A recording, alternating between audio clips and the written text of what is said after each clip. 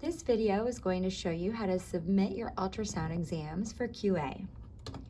So first here you see I have my ultrasound, the date, the name, my name or your name should be as the operator, and ideally mine is as the attending. And you can see here on the edge, QA status is not submitted yet. So I'm going to double click on my exam, or I can click here and open it. And when I do, I have this screen that comes up here that says cardiac.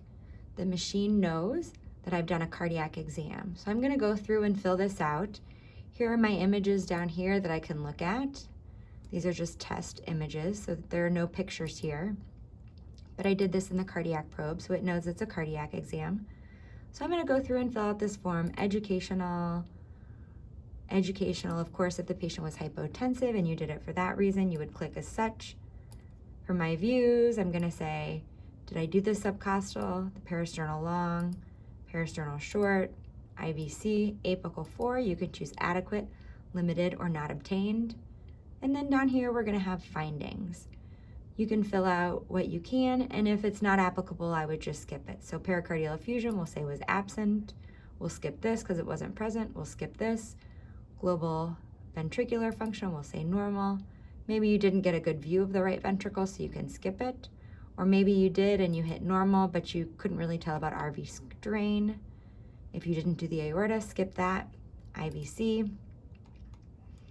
Other is if you obtained any other views, maybe gastric, because gastric doesn't have a worksheet yet. And then for interpretation, you can say no sonographic evidence of cardiac dysfunction.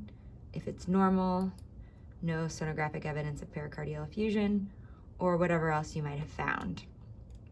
It's a little repetitive, but again, if there's a pericardial effusion or LV function, you can comment. And then there's another place down here for comments as well. Additional imaging, this is if, for example, maybe you did this overnight and there's a formal echo that's ordered that you want to follow up with, you can click that. And then when you're done, you click sign. Then your name will come up down here. Now that you've signed it, you're ready to submit for QA. So you're gonna come up over here, hit submit for QA. You're gonna select reviewers, and then over here, you're gonna type in KAD for my name to come up. Although my name is actually not going to come up because we're signed in under mine. But once you do,